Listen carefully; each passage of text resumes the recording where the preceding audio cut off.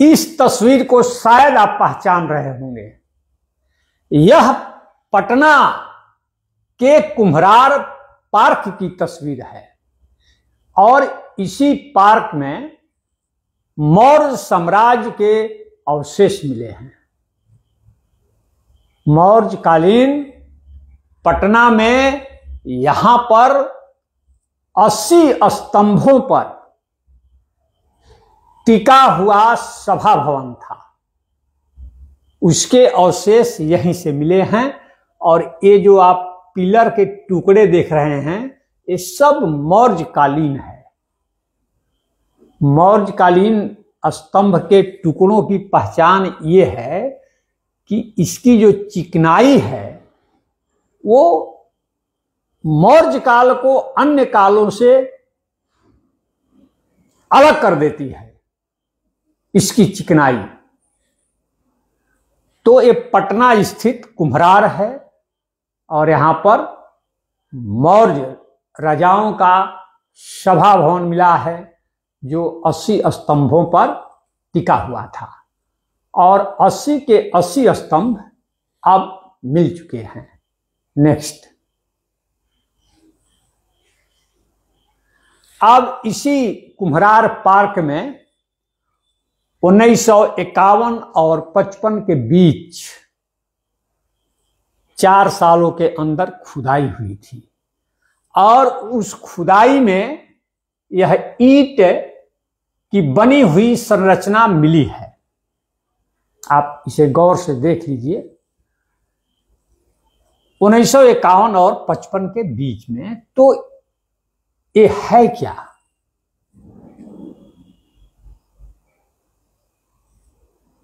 ये आरोग्यशाला है। आरोग्यशाला का मतलब हॉस्पिटल है और पहले के जमाने में जो हॉस्पिटल चलते थे वो बौद्ध मठों में हुआ करते थे। बौद्ध मठों के साथ वे अटैच होते थे हॉस्पिटल। इसीलिए आप चीन और तिब्बत जाइएगा तो बुद्ध का एक नाम मेडिसिन बुद्धा है। मेडिसिन बुद्धा। भैषज विज्ञान के बहुत बड़े जानकार थे तथागत बुद्ध। तो ये आरोग्यशाला है और इस आरोग्यशाला का कुछ नाम होगा।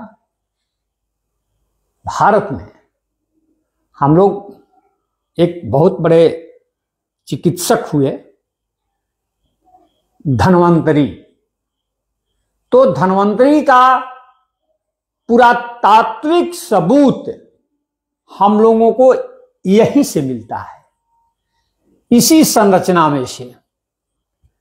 धन्वंतरी का प्रथम और अंतिम उस वैद्य का जो प्रमाण मिलता है वो इसी संरचना से मिलता है, अन्य दूसरी जगह नहीं मिलता है। तो हम लोग मानेंगे कि धन्वंतरी यही रहा करते थे। हम लोग जो पौराणिक मिथकों में पढ़ते हैं कि धन्वंतरी निकले थे समुद्र मंथन से कलश लेकर और वो देवताओं के डॉक्टर थे। लेकिन धन्वंतरी समुद्र मंथन से निकले या नहीं निकले वो तो मैं नहीं बता सकता हूं, लेकिन पुरातात्विक प्रमाण के आधार पर यह तो कहा ही जा सकता है कि धन्वंतरी कुम्हरार के इसी संरचना से निकले। कैसे? नेक्स्ट, ये देखिए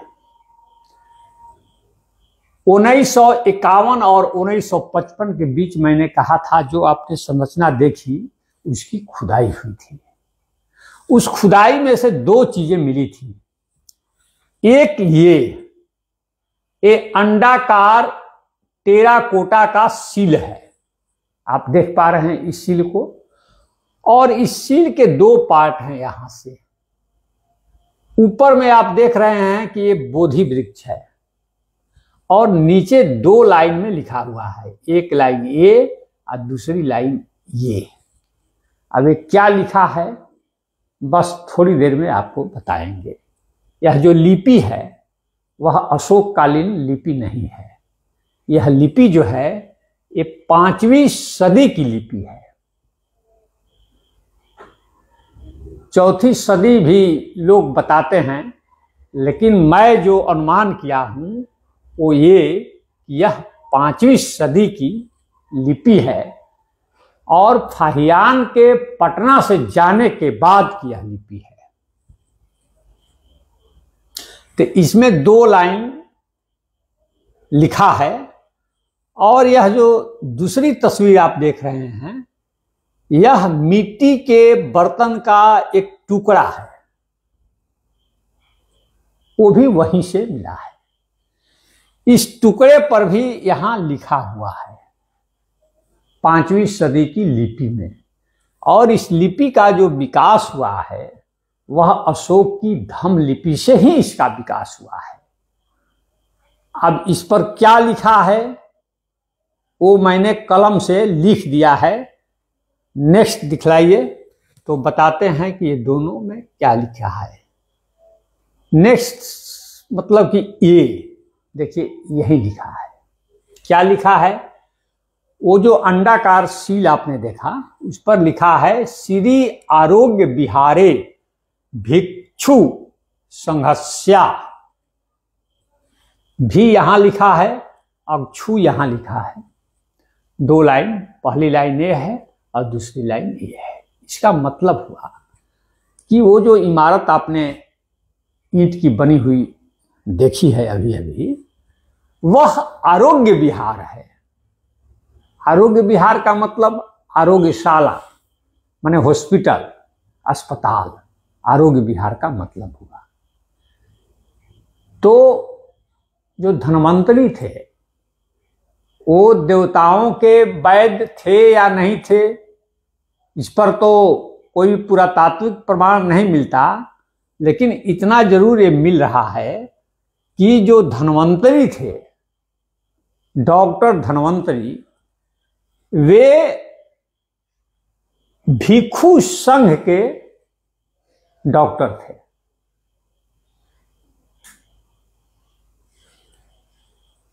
श्री आरोग्य विहारे भिक्षु संघस्या माने यह भिक्षु संघ आरोग्य विहार है, वो ईंट वाली जो इमारत आपने देखी है अभी। और जो मैंने कहा कि बर्तन का एक टुकड़ा मिला है, वो मिट्टी का बर्तन है, उस पर जो लिखा हुआ है वो ए धन्वंतरे है। तो ध में थोड़ा कंफ्यूजन था, लेकिन वो कंफ्यूजन अब दूर हो गया है। वह धन्वंतरे लिखा है, माने प्रसिद्ध जो चिकित्सक हुए भारत के, उस धन्वंतरी का नाम। इसीलिए मैं कहता हूं कि वैद्य धन्वंतरी का पहला और आखिरी प्रमाण यही पटना से मिलता है। तो इतिहासकारों ने बताया है कि ये जो हॉस्पिटल था भिक्षु संघ का आरोग्य विहार, तो वो उसका संचालक या प्रमुख डॉक्टर कौन थे? धन्वंतरी। अब ये तो मैंने कहा, अब जरा ऊपर वो दिखाइए जो पहले आया था, देखिए ये पुरातत्व विभाग भी कह रहा है यही बात। जहां पर वो हॉस्पिटल मिला है वहां पर ये साइन बोर्ड है आरोग्य विहार का, माने अस्पताल का, और इस पर ये सब लिखा हुआ है कि 1951 और 55 के बीच इसकी खुदाई हुई KP Jaiswal research institute Patna के द्वारा, और वहां पर एक ईंट की ब्रिक की संरचना मिली और उसको जो पहचान की गई है वो आरोग्य विहार अर्थात हॉस्पिटल के रूप में सह मोनेस्ट्री माने बौद्ध मठ के रूप में। कारण कि वहां पर अंडाकार टेराकोटा का एक सील मिला है जिस पर लिखा है श्री आरोग्य विहार विहारे भिक्षु संघस्य। ये ब्राह्मी स्क्रिप्ट में लिखा है। मैंने कहा है कि वो जो लिपि है वह धम्म लिपि का डेवलप रूप है और वहां से एक छोटा सा बर्तन का एक टुकड़ा मिला है जिस पर लिखा है वर्ड धन्वंतरे, माने धन्वंतरी, वही संचालित करते थे। नेक्स्ट, अब थोड़ा आगे हम लोग बढ़ते हैं। तो धन्वंतरी का जो मंदिर है वह आप महाराष्ट्र में जाइएगा तो महाराष्ट्र में और केरल में और तमिलनाडु में, माने दक्षिण भारत भी धन्वंतरी के मंदिर से भरा पूरा है। और यह जो तस्वीर देख रहे हैं यह नेपाल के धन्वंतरी मंदिर का है। ये मतलब कि नेपाल और भारत दोनों देशों में धन्वंतरी प्रसिद्ध हुए। यही तो इलाका बौद्धों का है। अब नेक्स्ट दिखाइए, नेक्स्ट है या नहीं है? नहीं है। तो धन्वंतरी का जो जन्म हुआ था वह चूंकि पहले चांद के आधार पर कैलेंडर चलता था, जनवरी फरवरी के आधार पर जो गणना होती है ये तो पश्चिम की देन है। तो हमारे यहां चांद पर आधारित था। तो धन्वंतरी का जो जन्म माना जाता है वह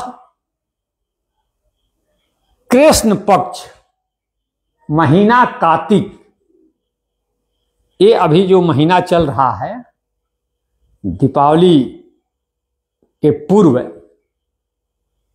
तो ये कार्तिक है और अभी कृष्ण पक्ष चल रहा है। 15-15 दिन का पक्ष होता है ना, तो एक कृष्ण पक्ष जिसको अंधकार पक्ष का कहिए, और एक होता है शुक्ल पक्ष जिसमें उजाला रहता है, चांद धीरे धीरे बढ़ता है। तो कृष्ण पक्ष के 13 के दिन कार्तिक महीने के कृष्ण पक्ष के 13वीं तिथि को धन्वंतरी का जन्म हुआ था और उनकी जन्म तिथि या जन्मदिन मनाने की परंपरा भारत में रही है। वो दिन कल था जिसको हम लोग धनतेरस बोलते हैं। तो धनतेरस में जो तेरस है वह तेरस न तो हिंदी में है और न वह तेरस संस्कृत में है।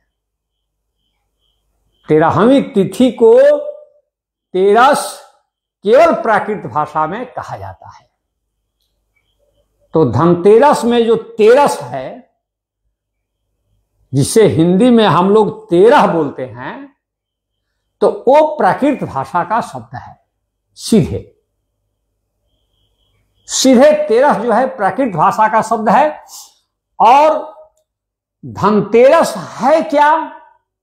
धनतेरस असल में अपने शुरुआती दौर में चूंकि धन्वंतरी का वो जन्म था 13 को कृष्ण पक्ष कार्तिक महीने में, तो उसको लोग धन्वंतरी 13 बोलते थे, धन्वंतरी 13। लेकिन मनुष्य मुख सुख चाहता है कि किसको बोलने में आराम होगा हमको। जैसे हम लोग बोलते हैं संडे को या रविवार को अतवार, तो अतवार का तो कोई अर्थ है नहीं। अतवार मुख्यतः जो है वो आदित्यवार है। छठ में जो पूजा नहीं होती है आदित्य बाबा की, तो आदित्य माने सूर्य, अंग्रेजी में सन, तो अंग्रेजी में सन डे बोलते हैं। और हिंदी या संस्कृत में रविवार, रवि माने सूर्य। उसी प्रकार अतवार का मतलब हुआ आदित्यवार।